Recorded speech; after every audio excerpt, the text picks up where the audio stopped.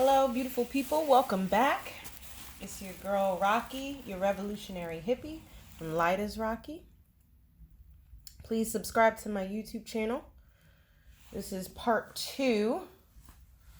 I have laid the bright blue layer, and now I'm going to use pale blue.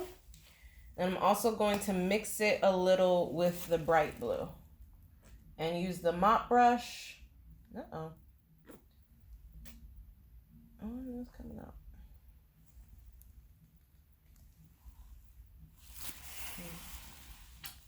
Having some technical difficulties.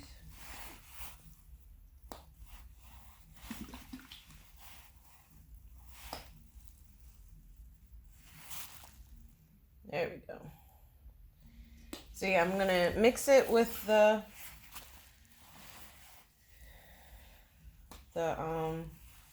bright blue just a little bit. Just to get the kind of desired effect that I had with this one.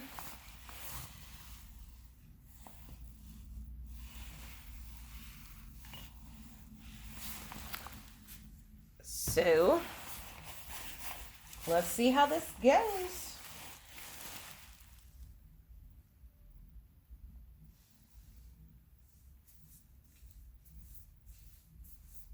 So first I'm just kind of laying just a light layer of the pale blue. Oh, and I left this to dry for an hour.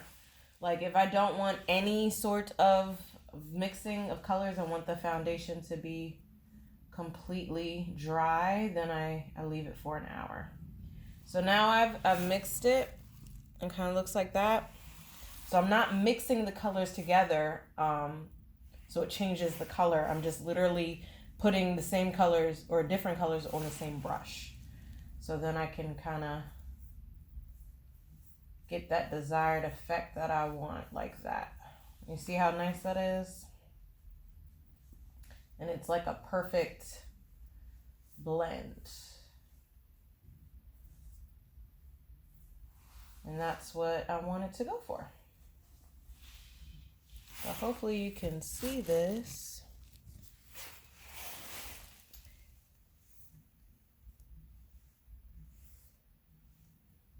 Now I don't want that much pale blue. I just want it to kind of be an accent.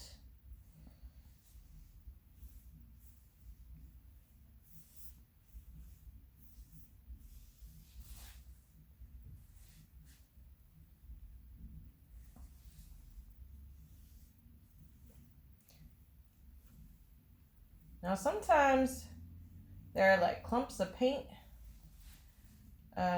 Just depending on the type of paint you get. Again, this is cheap paint.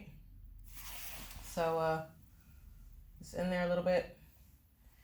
I mean, you could take it like it adds a little bit of texture, you know, or you can get it off.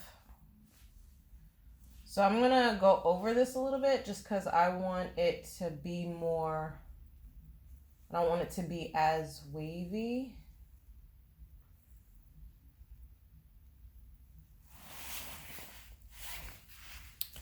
So I think that's good.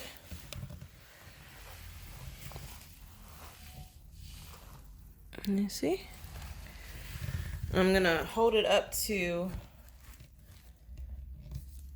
the other one to compare and see how I did in a comparison.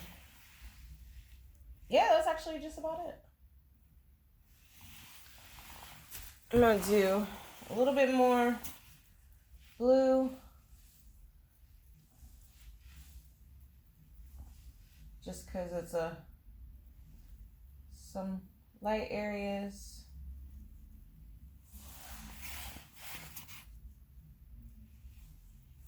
I think that's good. That is the desired effect that I wanted. All right, nice. I like how this turned out. And that's the one thing I have learned about painting.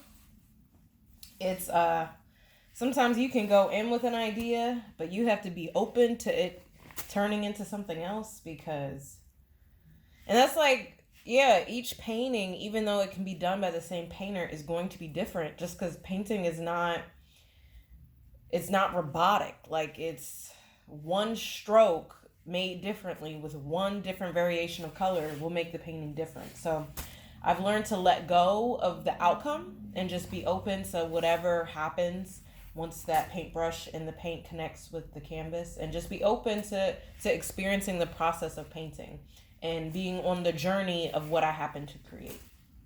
So yeah, so that's what I have right now. So I'm going to let this dry. I just wanted to show you kind of my outline. So my mom got me a coloring kit, and it's a sketchbook.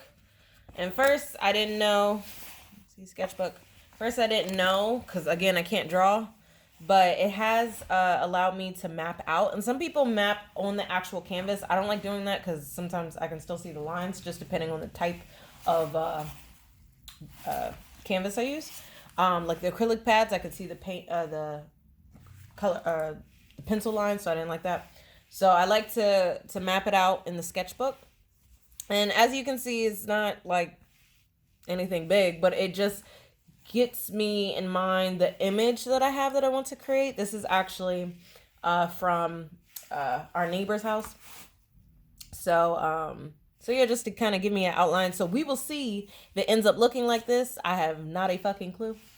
You know, you'll be on that journey with me as I just explore this option. I do have to create the color brown. I have done it once before, so that will be an adventure. And then I will be using my new deer foot to make some of the foliage there. So I'm excited about that. So yeah, we'll see how it goes. Be sure to subscribe and check out part 1 if you haven't, and part 3 after this. Yeah, this will be a journey. Let's see what happens. I'm gonna show you one more time again, just so you can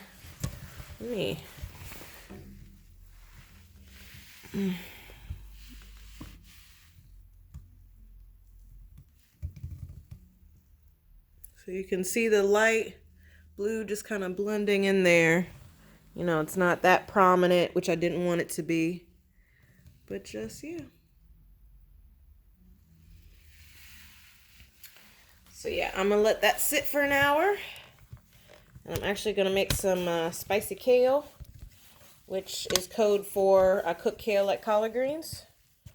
Well, vegetarian collard greens. So yeah. So that is it for this video. So please subscribe, and yeah, stay tuned for part 3. Thank you so much. Take care of you. Peace and love.